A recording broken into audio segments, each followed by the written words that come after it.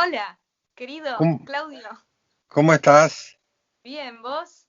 Bien, bien. Confinado y bien. Igualmente. Pero vos desde antes, ¿no?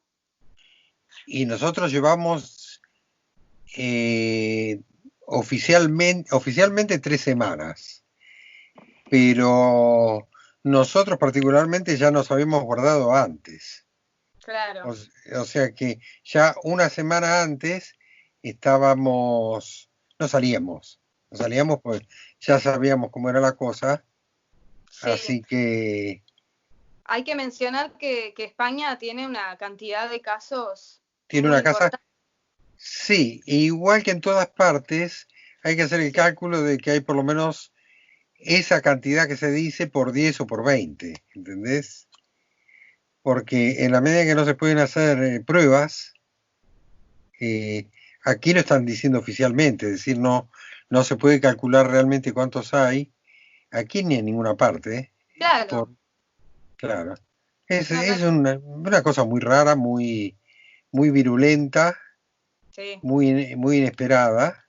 Y muy único. O sea, que no, toda la gente que está viva ahora prácticamente no vivió algo así. Es muy No, loco. no, no, no, no, no. Yo cuando era chico, en los años 50, viví una cosa parecida, pero no tan extrema, que fue la epidemia de poliomielitis en la Argentina.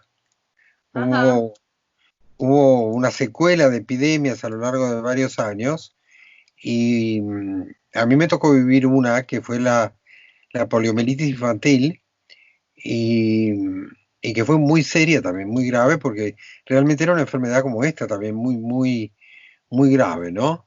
Sí. Y Más aún porque dejaba a la gente paralítica. A los chi- uh, a los chicos, parálisis infantil se llamaba. Uy, Parálisis infantil. tremendo.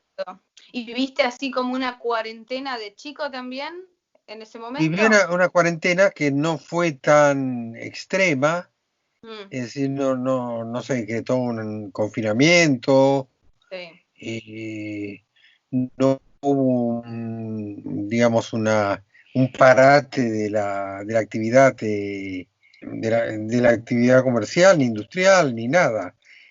Pero básicamente se cortaron las clases, ¿no?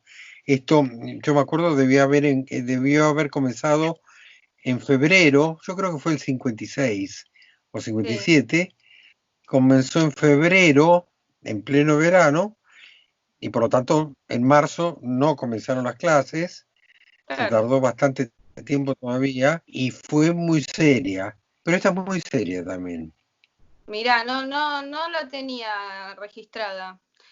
Y ahora el tema es también que afecta a gente mayor y bueno, mucha gente que tiene que Eh, trabajar probablemente no puede, pero bueno, sí, pero está afectando a muchísima gente muy joven también, ahora más, ¿sabes? ahora sí, Es decir, lo que pasa es que el índice de muertos, hay que hablar de eso también, sí, en su mayor parte son gente mayor, pero hay muchísima gente joven afectada. En fin, es una mm, situación única, única. sí, una situación única. Y ahora como artista, yo vi que te están haciendo varias notas Sí. desde Argentina, supongo que allá en España también.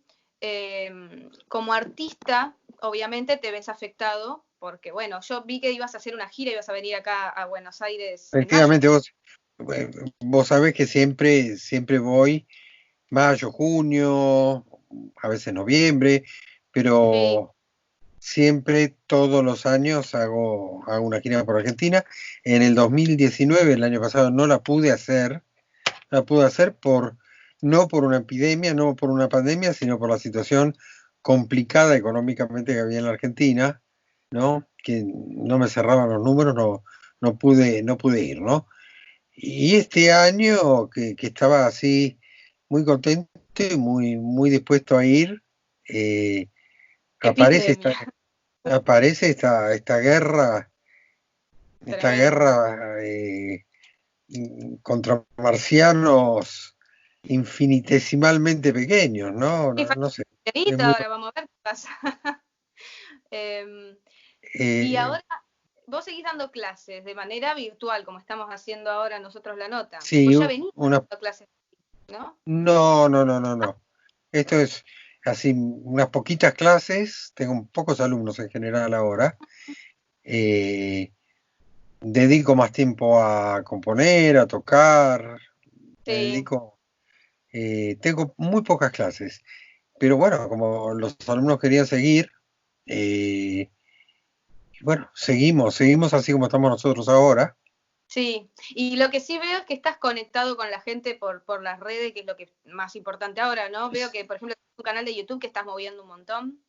Gaby Space, ¿es? Sí, estamos viendo un montonazo. Muy bueno.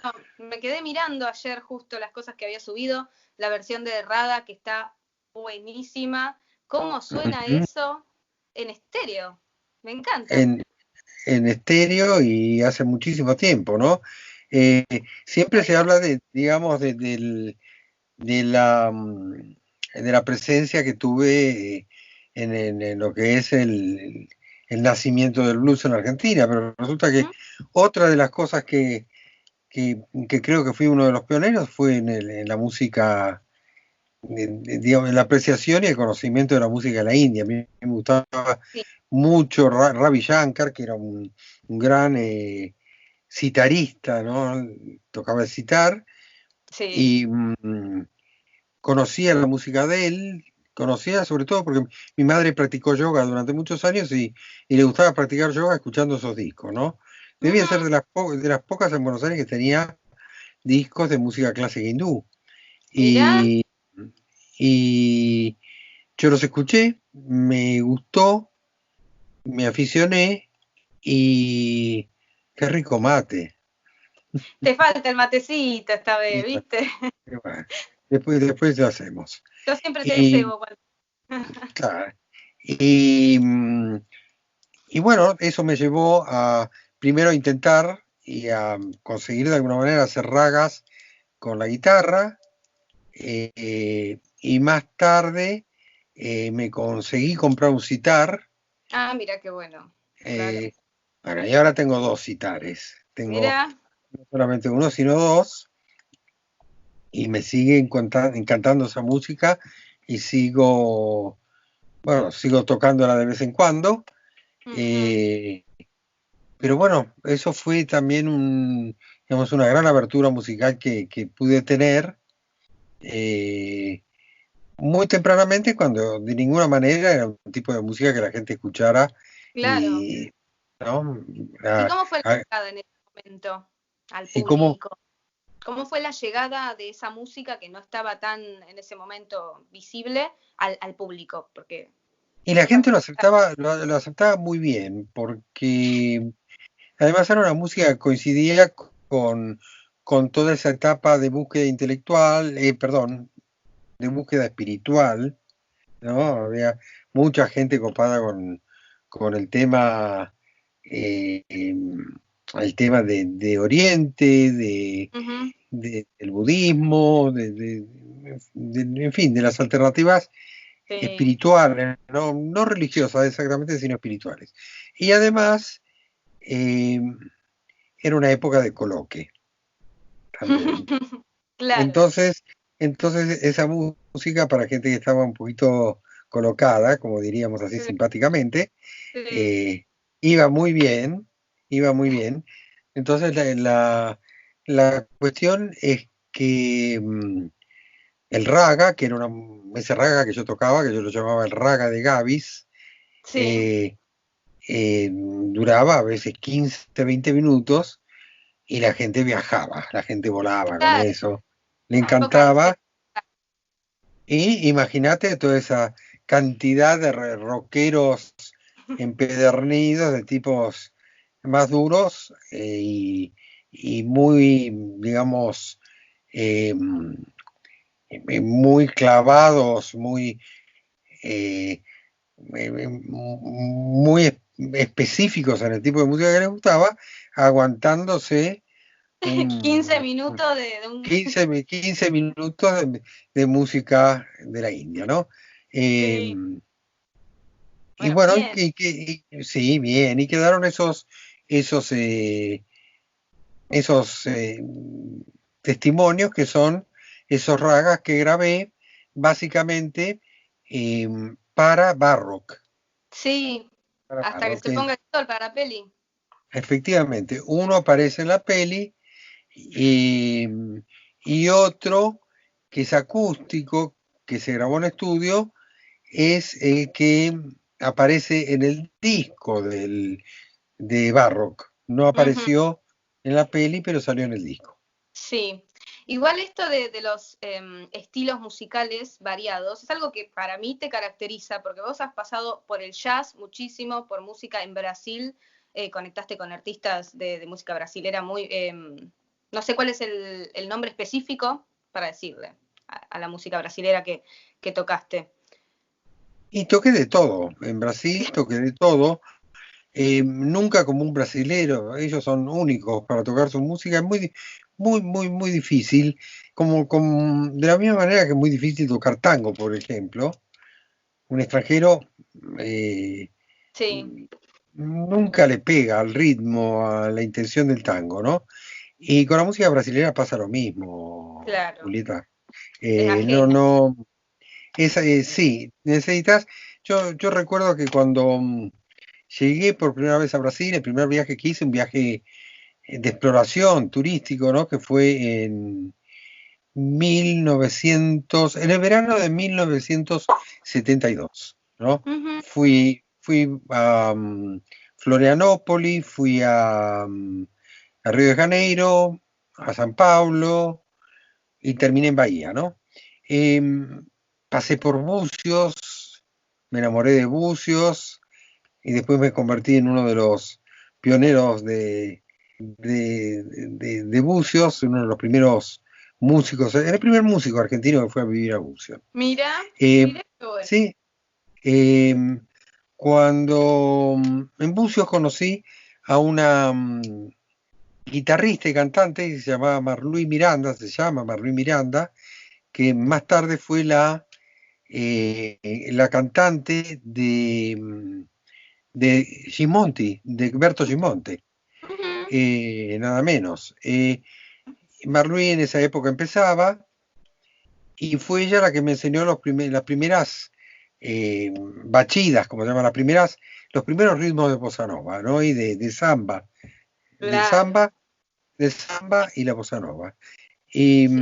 y entonces yo trataba de tocarlo, ella me mostraba una y otra vez cómo hacerlo, y nunca me salía bien, nunca me salía bien. Hasta que un día digo, pero Marluí, ¿cómo se hace? ¿Cuál es el secreto? Y me dice, no tiene secreto, lo que tenés que hacer es pensar en una mulata que está bajando por el morro, ¿no? Cómo va caminando, cómo va moviéndose. Y digo, pero yo nunca vi eso. No, claro, Imagínate. claro.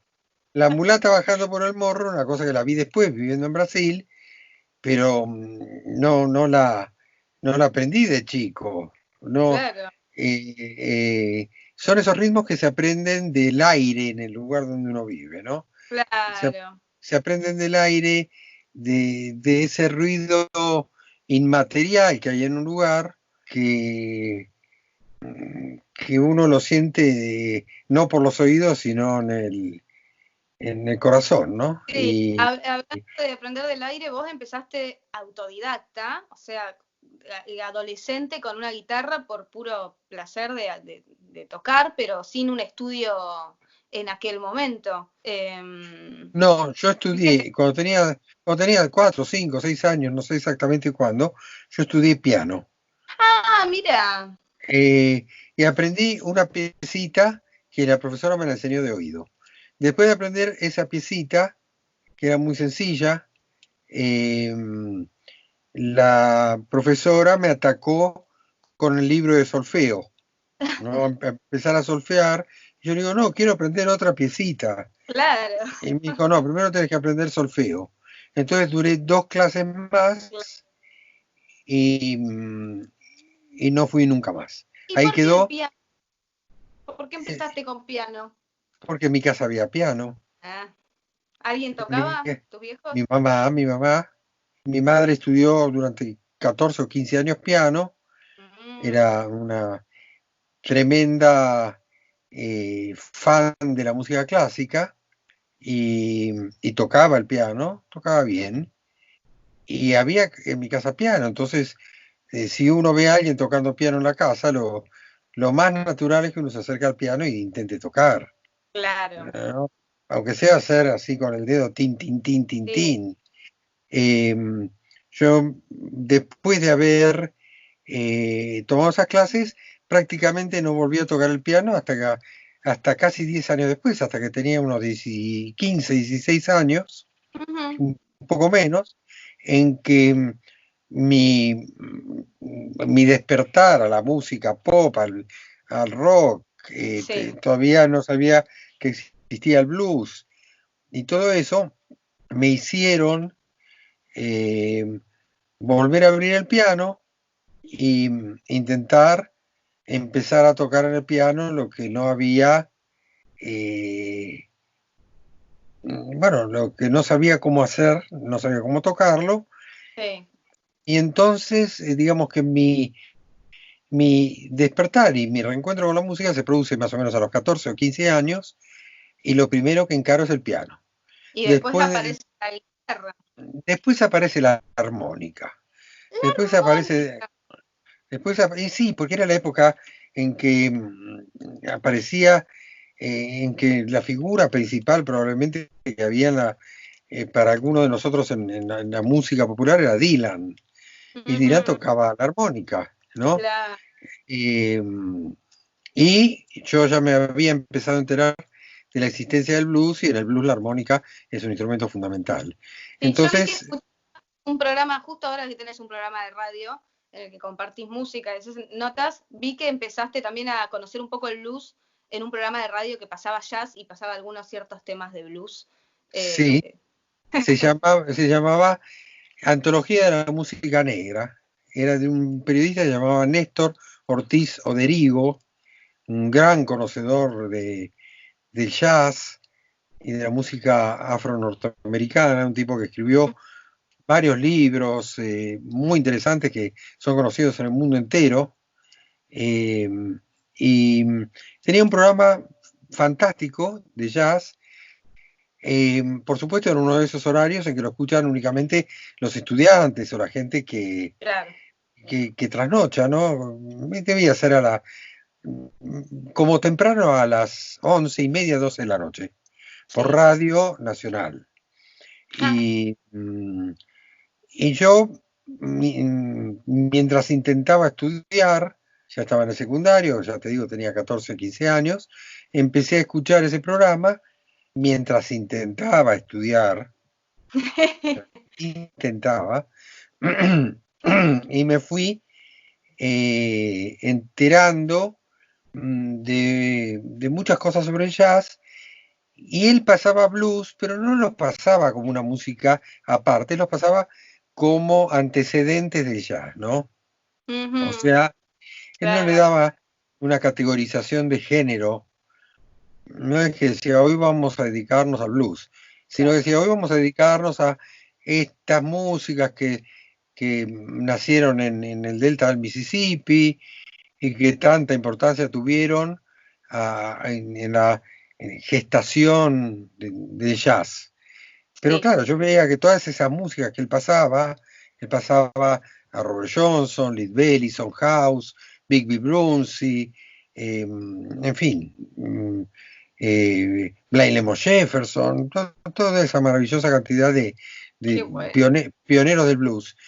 Entonces, él no hablaba muy directamente del blues, pero sí, yo escuchaba que todos los temas se llamaban Mississippi Blues, eh, East Coast Blues, no sé cuánto blues, Claro, Memphis Blues, claro. y ahí apareció la palabra blues en mi vida, y ahí empecé a buscar el blues en discos, y no era fácil, no había.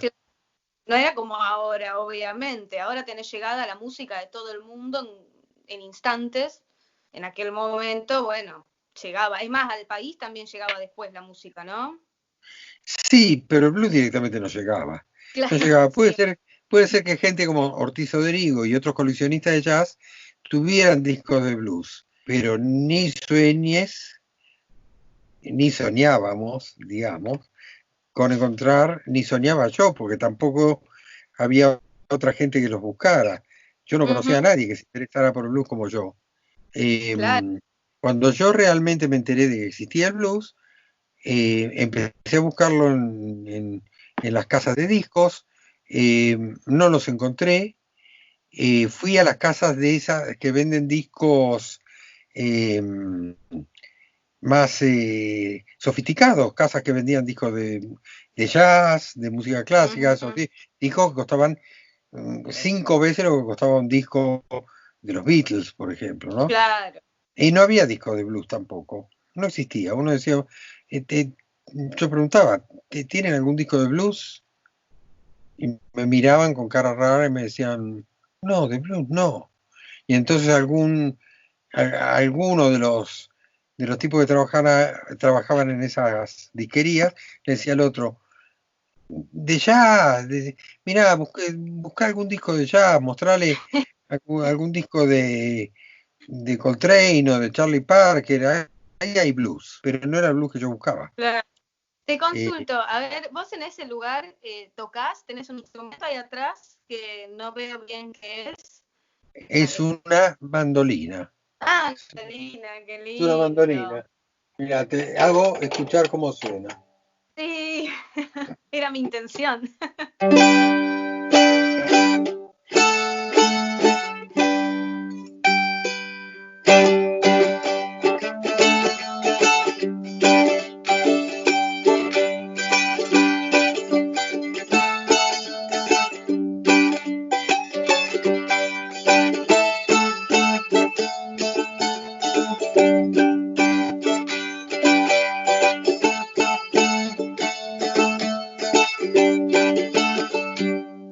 Qué bueno. ¿Cuántos instrumentos tenés en tu casa? ¿Tenés idea?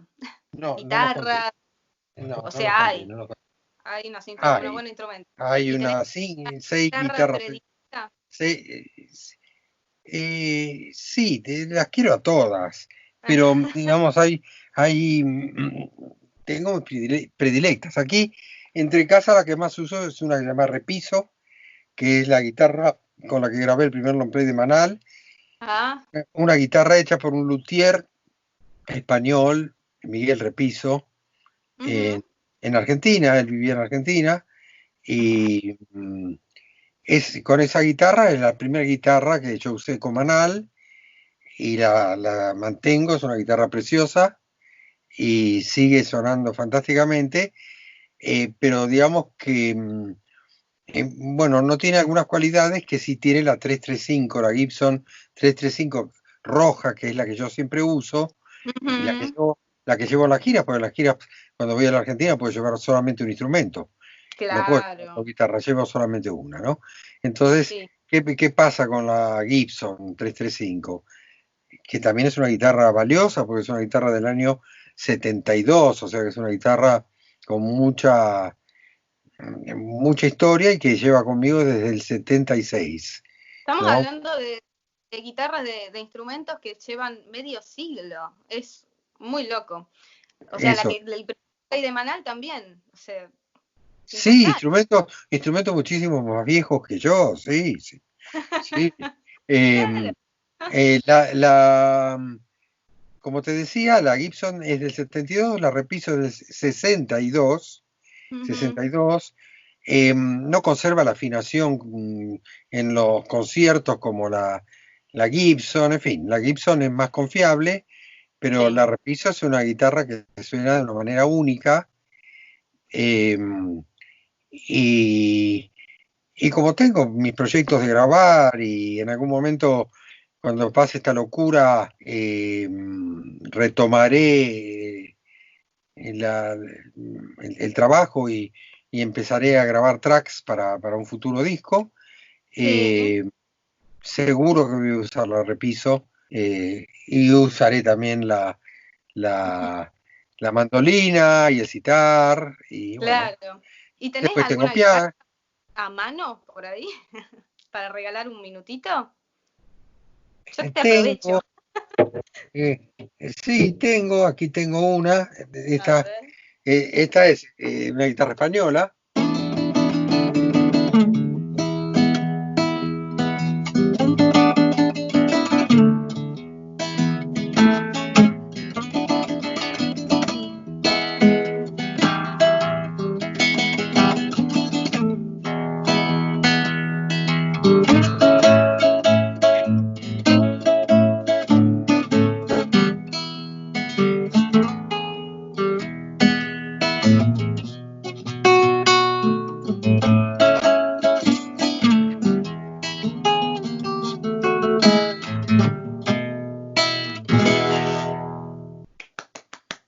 Buenísimo. Es un placer escucharte, con la guitarra siempre.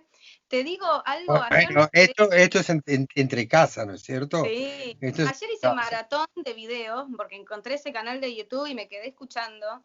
En un momento, piel de gallina me dio el que estás en Casa Rosada con Claudita Puyó, que le mandamos un beso, tocando Blues ese del tema. terror, el blues del terror azul. Sí, me emocionaba escuchándolo ayer. Bueno, Tremendo. que fue además, bueno, ese concierto fue muy especial. Primero por el hecho de que fue, eso no lo digo yo, lo sabemos, eh, lo saben mis colegas, lo sabe Claudia, lo saben todos. Fue el primer concierto de blues argentino que hubo en la Casa Rosada. Otra circunstancia muy particular, bueno, desde ya un concierto que me que fue un honor para mí, ¿no es cierto? Imagínate haber empezado en las comisarías, eh, pasando las noches en la averiguación de antecedentes allá por el año 68 en la comisaría de Buenos Aires y el 30 de marzo de 2007 estar tocando en el Salón Blanco de la Casa Rosada, ¿no? Mi Y música. este tema particular, con esa letra que te lleva, bueno, como arranca, yo me sentía identificada en este momento porque decía tantos días que no puedo salir a ningún lado, ni ver a mis amigos, ni nada, pero era por otras circunstancias. Claro, pero bueno, es el blues del miedo, digo yo, el blues del miedo, el blues de la amenaza, el blues del enemigo. Hay Sí, un antecedente grandioso, no tiene la misma motivación, pero es el blues de la amenaza nocturna de Javier Martínez, que grabábamos con Banal, que también habla de algo parecido. Lo que pasa es que el blues del terror azul habla directamente de la persecución ideológica, ¿no? sí, sí, sí, sí. El otro también, pero este, particularmente esa persecución ideológica que primero la policía y después el ejército hicieron desde ya el comienzo de la década del 70 en adelante hasta el golpe del 76 y en adelante. Sí. Eh, bueno, entonces la segunda circunstancia importante de ese concierto es que por primera vez durante todo ese ciclo de conciertos, que fueron un montón de conciertos, muchos viernes, una vez por mes, un viernes por mes, se hacían esos conciertos en el Salón Blanco de la Casa Rosada. El mío fue el primero donde se tocó blues argentino Bueno, y sí. el primero donde durante un tema, justamente el blues del terror azul, cuando cantaba Claudia Puyó, estaba también Leo Sujatovich en teclados, Muy bueno. en fin, había un personal, Fernando Martínez en batería, un personal bárbaro acompañándome, estuvo presente por única vez en uno de esos conciertos y solamente en ese tema Néstor Kirchner, el presidente Sí. de esa época, ¿no? Eso también fue, Ujú. digamos, un hecho importantísimo. Y otra de las cosas que marcaron ese concierto fue mi que por causa de ese concierto conocí a Alberto Fernández, al actual Ah, presidente.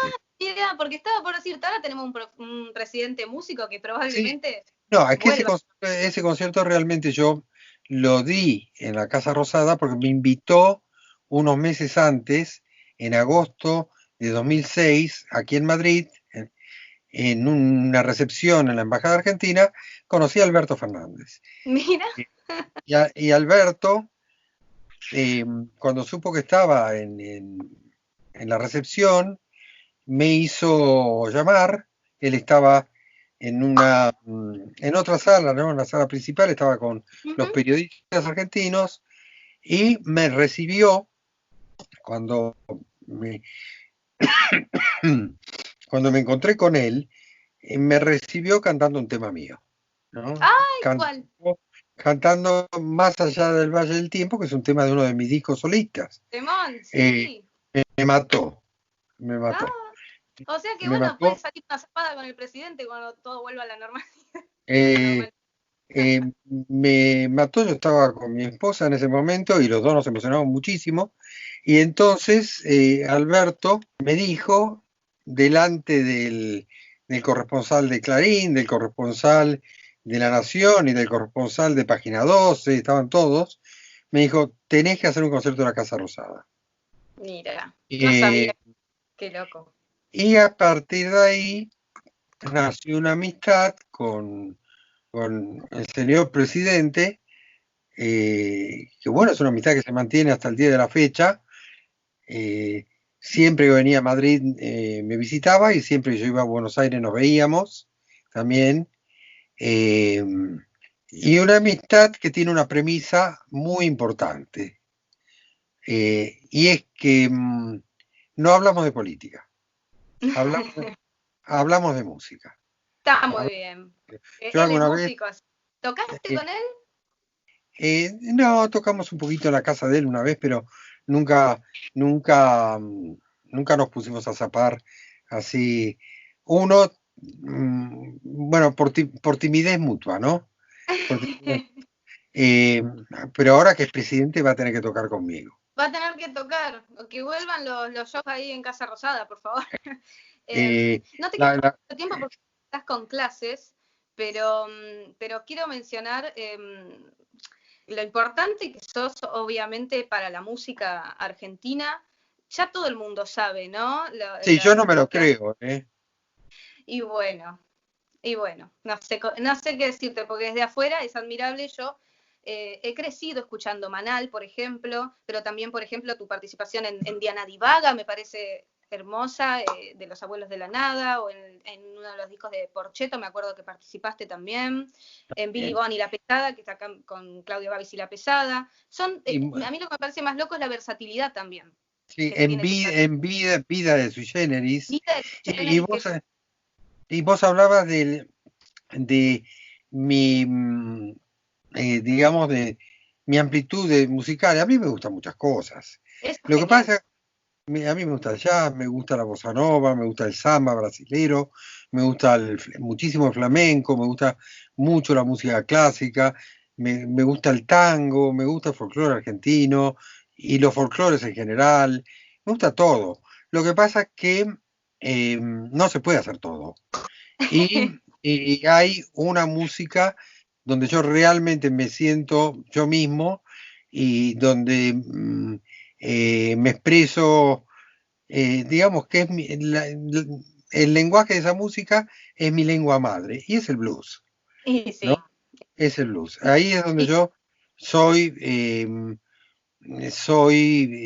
más auténtico y donde me expreso con más honestidad y con más sentimiento. creo que esa versatilidad que tenés desde hace tanto tiempo y también tenían tus compañeros en Manal hizo que el blues de Manal sea tan particular y con una esencia tan propia, ¿no? Porque tenía un poco de esa variedad de géneros adentro de lo que es el blues. No sé cómo Eh, definirlo. eh, con Manal nos pasó a todos lo mismo. Con Manal nos pasó a todos lo mismo. Éramos todos eh, músicos, Javier, Alejandro y yo, los tres éramos músicos eclécticos, nos gustaban muchísimas cosas. Uh -huh. Yo te diría que como música de cabecera realmente lo que, lo que más nos influenció y lo que más digamos, importancia tuvo en la estética de Manal fue el jazz. Fue el jazz. Pero fue un jazz con el espíritu del rock, que era lo que obligaba la época. Nosotros éramos gente de ese momento, gente joven de ese momento, y el rock era nuestra forma de vida, porque el rock es más que nada una forma de vida, más que, no es solamente una música, es una forma de vida, ¿no es cierto? Sí. Entonces éramos gente que amaba el jazz, vivía como rockeros y amaba la música en general, amaba todo, ¿no? Y lo que te iba a preguntar es, ¿en qué estás enfocado ahora musicalmente? Si estás componiendo, si va para algún lado la música. Sí, estoy componiendo, compongo mucho en el piano, viste, me gusta para componer mucho el piano y tengo mucho material compuesto en el piano.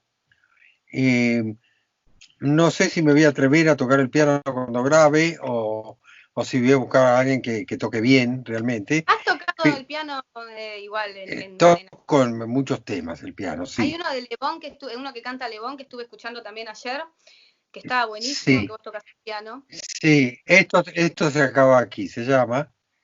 Esto se acaba aquí, canta Le Bon y yo toco el piano y después grabé la guitarra, ¿no? Toca Juan Rodríguez, toca la batería, Alejandro Medina el bajo, canta David Le Bon y yo toqué el piano, la base y toqué la guitarra después y después hicieron coros Le Bon, Medina y Billy Bon. Y el tema como... Claro, es que Billy Bon era el productor de mis discos. Ah, claro. Bueno, antes de irnos, te quiero preguntar si vos estás planeando, querés anunciar algo, por ejemplo, las clases. No, dijiste que tranqui, con ciertas clases a los que están con muchas ganas de seguir, ¿no?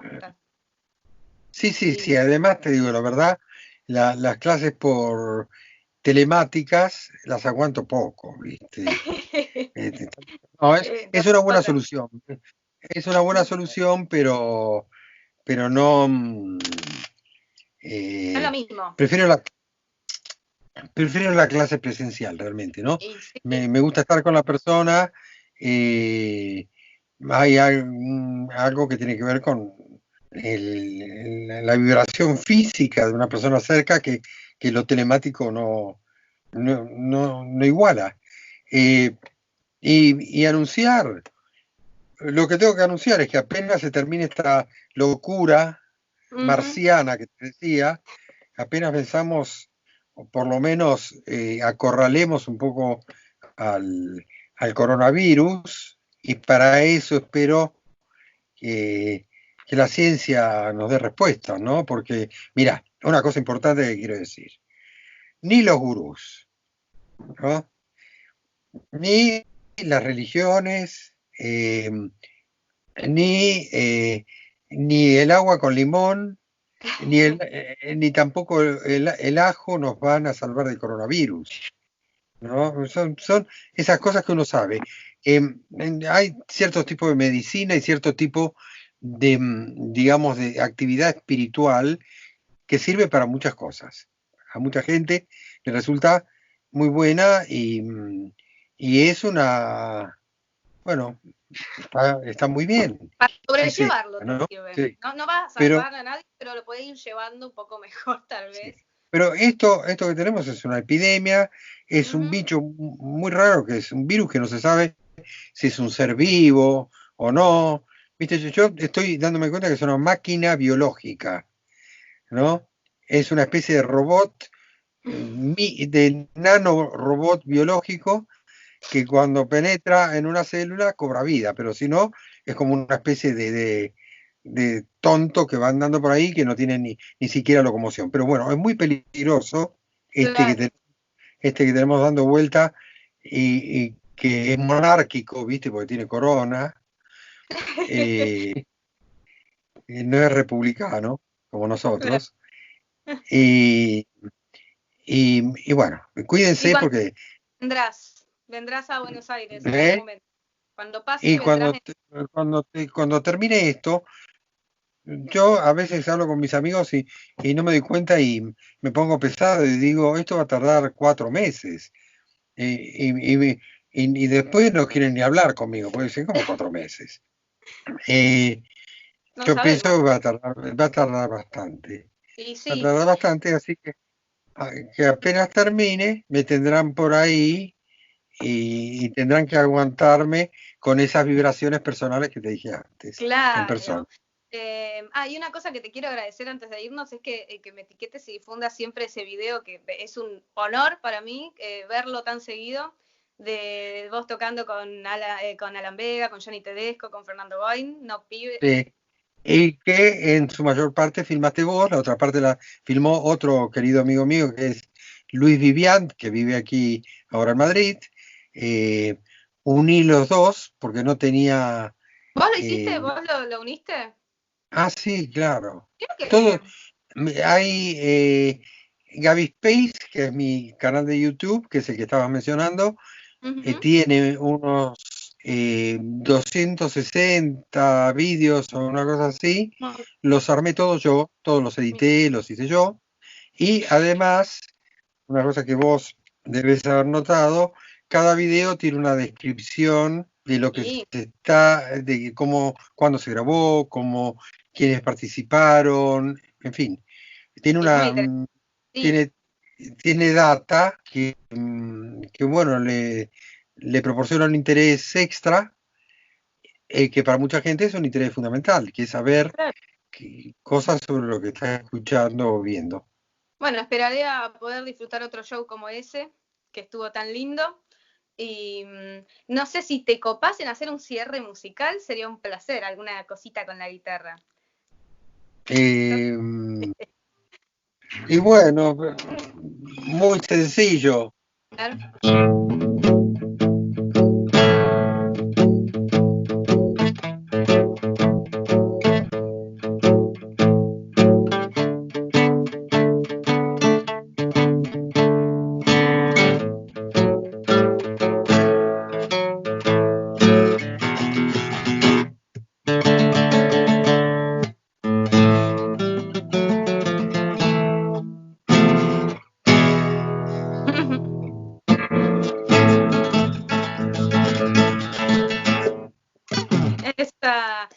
Gracias, la verdad te deseo que el confinamiento sea lo mayormente leve posible, que disfrutes con tus trenes en tu casa y con tu música. Y, Muchísimas gracias. te mando un beso de parte de mi madre, obviamente, y gracias, te queremos mucho.